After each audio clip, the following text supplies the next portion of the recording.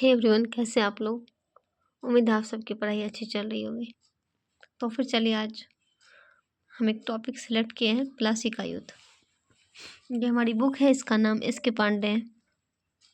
S के पांडे से ही मैं पढ़ती हूँ, उसके बाद शॉर्ट नोट्स बनाती हूँ। तो चलिए पढ़ते हैं। क्लाइव की सेना 950 क्लाइव की सेना में 950 यूरोपीय पैदल और 100 यूरोपीय तोपची, 50 नाविक और 2100 भारतीय सैनिक थे। किसकी सेना में? क्लाइव की सेना में। नवाब की सेना लगभग 50,000 थी। सोचिए, क्लाइव की सेना में इतने थे, 950 ये पैदल, 100 यूरोपीय तोपची, 50 नाविक और 2100 भारतीय सैनिक थे।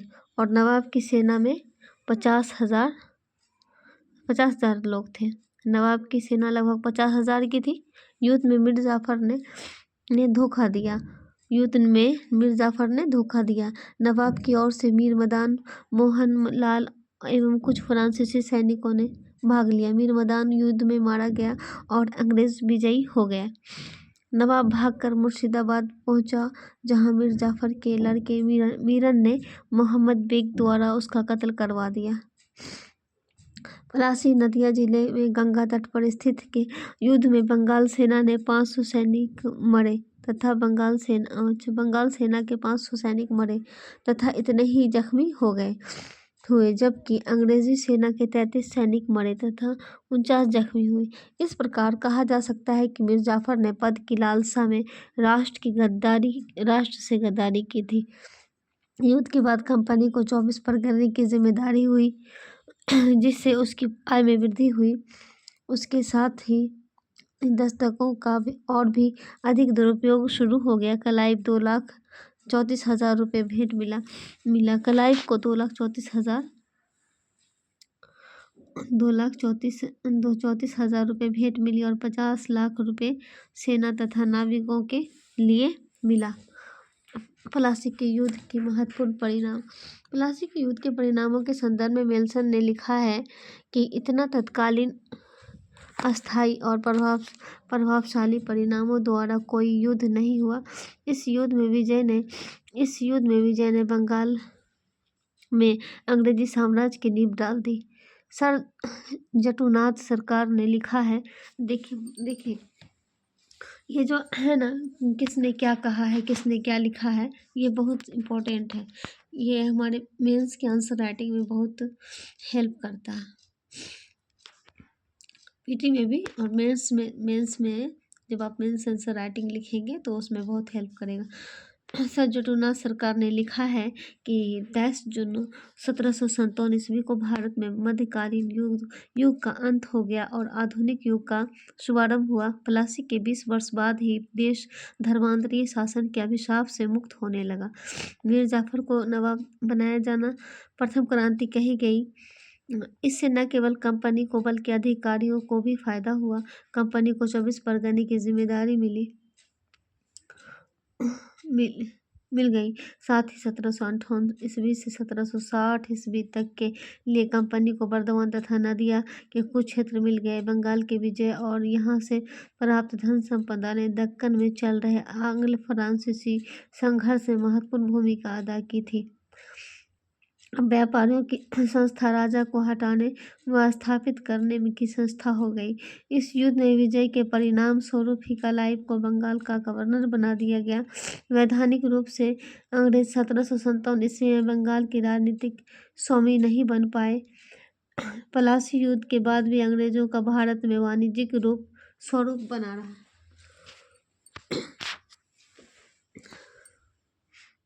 तो यहाँ देखें, मीर जाफर 1757 से 1760। प्लासी की सफलता के बाद अंग्रेजों ने मीर जाफर को बंगाल का नवाब बना दिया।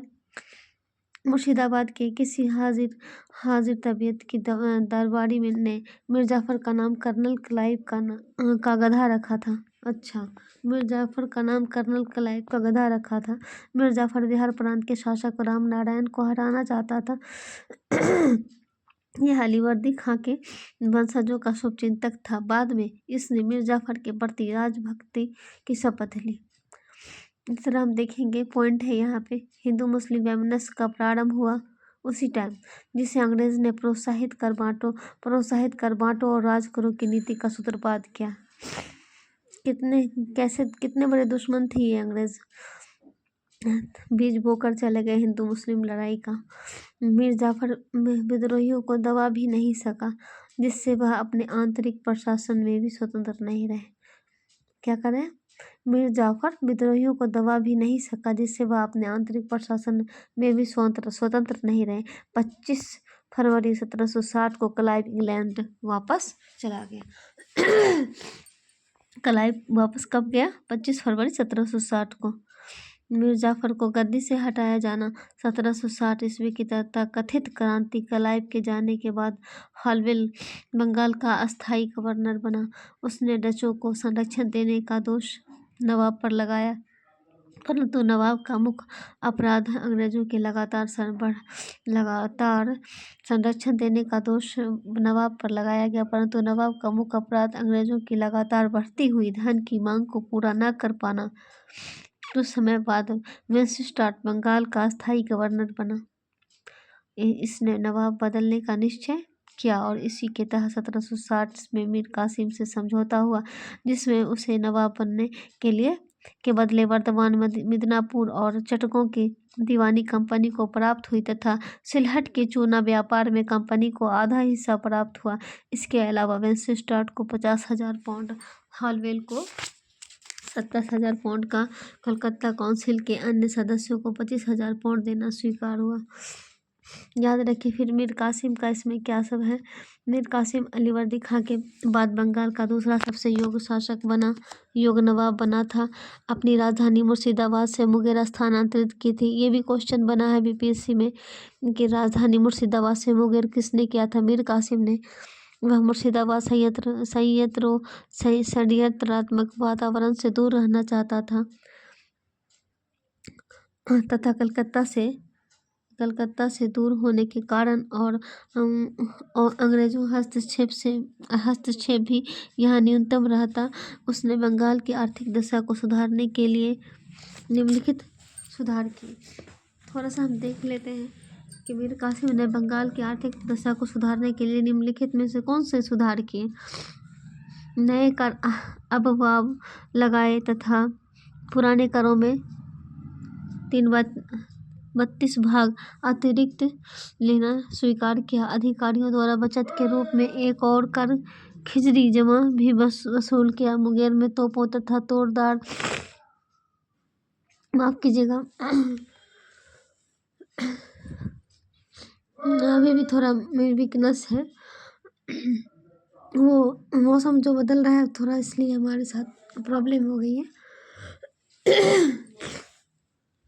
मुंगेर में तोपों तथा तोरदार बंदूकों को बनाने की व्यवस्था की। अंग्रेजों द्वारा दस्तकों के दुरुपयोग को रोकने के लिए उसने 1763 ईस्वी में समस्त आंतरिक व्यापार को कर मुक्त किया। इस तरह से मीर जाफर के बारे में देखना है। मीर कासिम को हटाने के बाद कंपनी को पुनः मीर जाफर को बंगाल का नवाब बना दिया।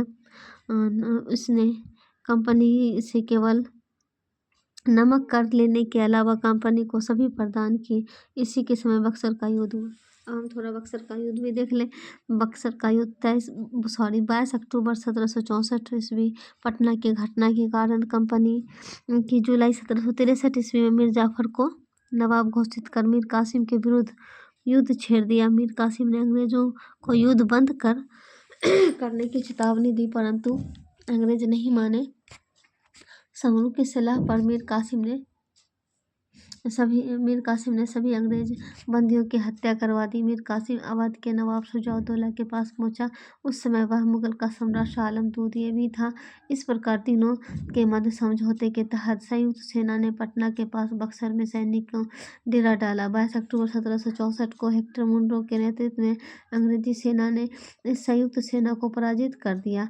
मीर कासिम दिल्ली की ओर भाग गया और वहीं पर उसकी 1777 ईस्वी में मृत्यु हो गई। शुजाउद्दौला ने हारने के पश्चात मुगल सम्राट शाह आलम द्वितीय के साथ आत्मसमर्पण कर दिया।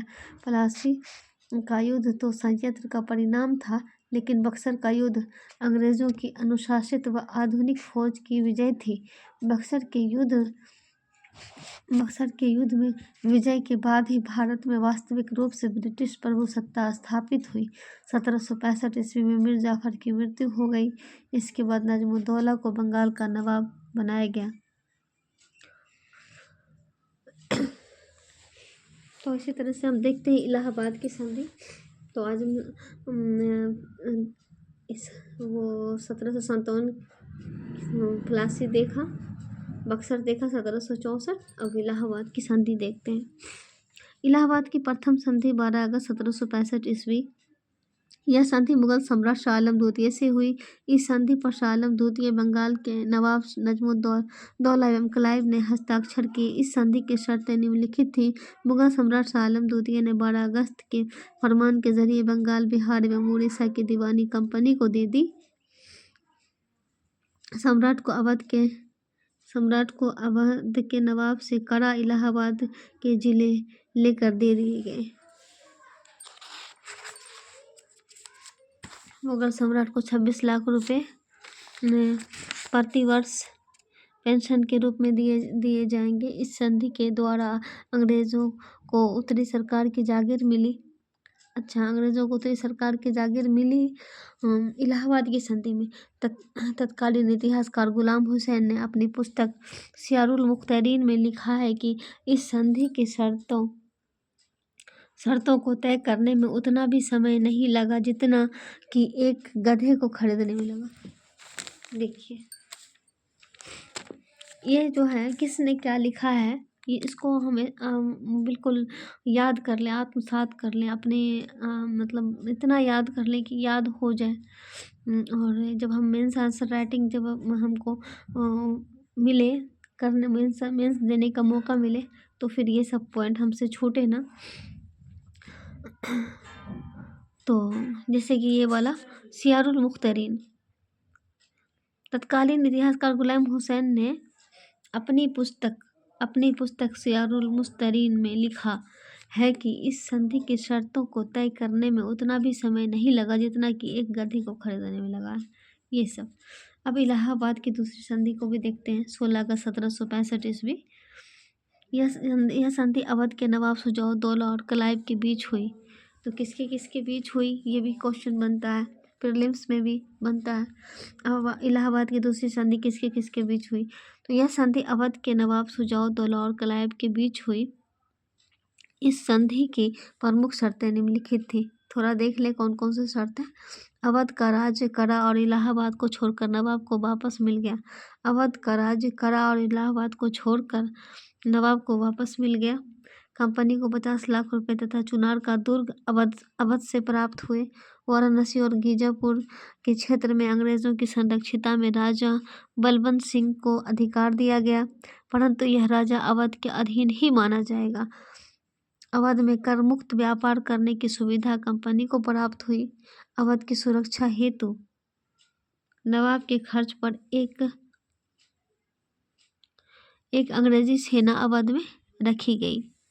अवध के साथ की गई शर्तों से अंग्रेज मराठों के आक्रमण से अपने आप को सुरक्षित करना चाहते थे, अतः उन्होंने अवध को एक मध्यस्थ राज के रूप में प्रयोग किया।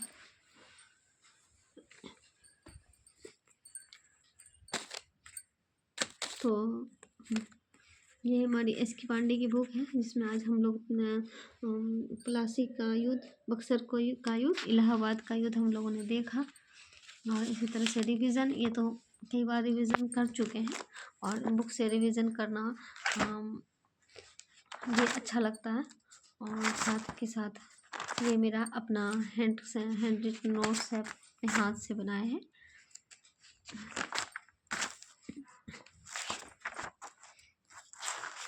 यहाँ पे ये मेरा प्लासी का युद्ध है, यहाँ पे बक्सर का युद्ध जो हम शॉर्ट नोट्स बनाए हैं, और इससे भी शॉर्ट नोट्स बनाने की ज़रूरत है। जब हम मेंस देने की तैयारी में रहेंगे तो इससे भी शॉर्ट नोट्स सिर्फ कीवर्ड का इस्तेमाल करना है। वो भी हम बनाएंगे तो आप सबको बताएंगे। तो यहाँ है ना प्लासी का युद्ध कब? 1757 से 23 जून 1757। कहाँ? मुर्शिदाबाद के नदिया जिले में गंगा के किनारे प्लासी नामक स्थान पर। किसके बीच में? रॉबर्ट क्लाइव के नेतृत्व में ब्रिटिश ईस्ट इंडिया कंपनी तथा बंगाल के नवाब सिराजुद्दौला के मध्य। परिणाम क्या हुए? बंगाल पर कंपनी का वास्तविक नियंत्रण हो गया और बंगाल का नया नवाब मीर जाफर अंग्रेजों के हाथ की कठपुतली बन गया। ये मेरा शॉर्ट नोट्स है, इसका रिवीजन भी हम कर लें जब हमको किताब पढ़ने का अगर मन नहीं कर रहा तो इससे भी शॉर्ट नोट से रिवीजन कर लिए। लेकिन मीर जाफर ने भी बहुत जल्दी ही अपनी मनमानी मानना शुरू कर दिया। फिर अंग्रेजों को लगा कि मीर जाफर को हमने नवाब बनाया और यह हमारी बात नहीं मान रहा। तब क्या होता है? बक्सर का युद्ध। बक्सर का युद्ध 23 अक्टूबर 1764 को किसके मध्य? अंग्रेजों हेक्टर मुनरो बनाम मीर कासिम अवध के नवाब शुजाउद्दौला व मुगल सम्राट शाह आलम द्वितीय की सेना के बीच होती है। कंपनी व्यापारिक कंपनी से राजनीतिक शक्ति में परिवर्तित होता है। कंपनी का एक अधिकार केवल बंगाल ही नहीं बल्कि अवध और मुगल शासक तक भी हो जाता है। अब ईस्ट इंडिया कंपनी एक व्यापारिक कंपनी की जगह पर एक शासन चलाने वाली कंपनी बनने जा रही है। बक्सर की लड़ाई हेक्टर मुनरो जीतेगा। जैसे ही बक्सर की लड़ाई में अंग्रेज की जीत होती है, कई राजा महाराजा अब डर जाते हैं। उन्हें लगा कि अब इस सेना को चुनौती देना बहुत मुश्किल है, क्योंकि 3 बहुत महत्वपूर्ण सेनाएं इनके सामने हार गई थी। यहाँ ईस्ट इंडिया कंपनी के लोगों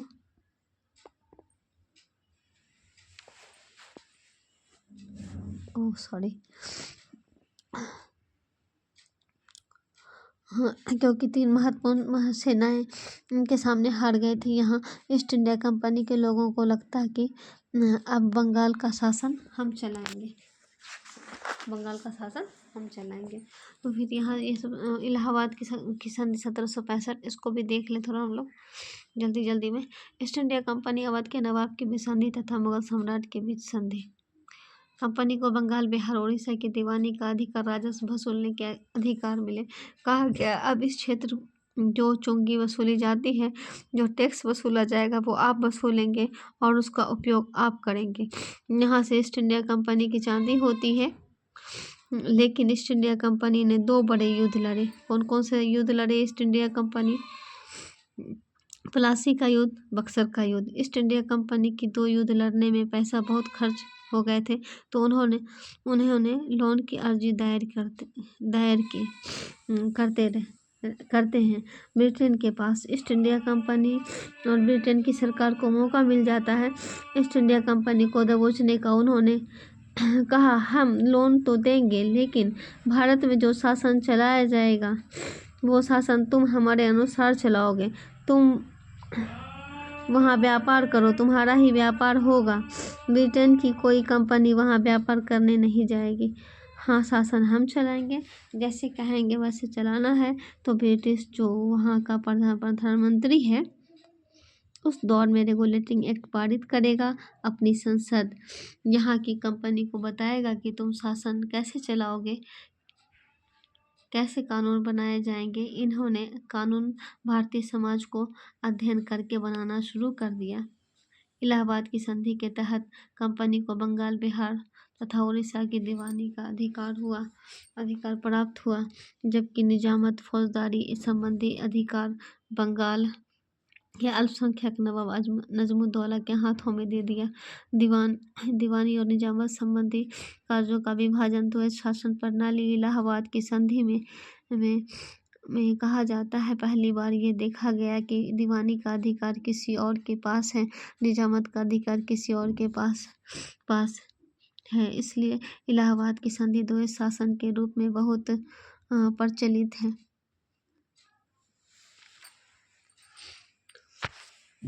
तो हम लोगों ने देखा, आज हम लोग 3 देखें ये तीनों को रिवीजन किया और साथ के साथ इसके नोट्स को भी देखें। तो ये हमारा अपना हैंड रिट नोट्स है, जब हम किताब पढ़ते हैं उसके बाद फिर लेक्चर देख लिया। लेक्चर देखने के बाद जो हमारा अपना शॉर्ट नोट्स होता है, क्योंकि अंतिम समय में, परीक्षा के अंतिम समय में यही नोट्स हमारे काम आते हैं। वो उस वक्त वो मोटी सी किताब पलटने का मन भी नहीं करता और फिर लगता है कि कहाँ से पढ़ेंगे, कैसे पढ़ेंगे। और उस वक्त ये नोट्स जो होते हैं ना हमारे बहुत काम आते हैं। तो इसी तरह आप भी मेहनत करते रहें और आप कमेंट्स में बताएंगे कि आपकी तैयारी कैसी चल रही है और आप किस तरह से पढ़ते हैं, ताकि हमें भी हेल्प मिलेगा। तो हमें बहुत अच्छा लगेगा कि अगर मेरी पढ़ाई से आपकी भी जो भी हेल्प अगर थोड़ी सी भी होती है तो वो हमें बहुत अच्छा लगेगा। और पढ़ते रहिए, समय निकालते रहिए। 24 घंटा ऊपर वाले ने सबको दिए हैं, सबके पास है। उस 24 घंटे में कोई कितना उस 24 घंटे को यूज़ करता है और कोई कितना उस 24 घंटे को में बर्बाद करता है, टाइम पास करता है। तो फिर ये सब फ़र्क पड़ता है हमारे ज़िंदगी के ऊपर। तो अपना बेस्ट देते रहें। एज ए हाउस वाइफ मैं भी समय निकाल कर ये अपना पढ़ाई पर फोकस करती हूँ। ठीक है, मेरे चैनल को प्यार और सब्सक्राइब करते रहें और आप मेरे चैनल को लाइक एंड सब्सक्राइब कर देंगे। Thank you.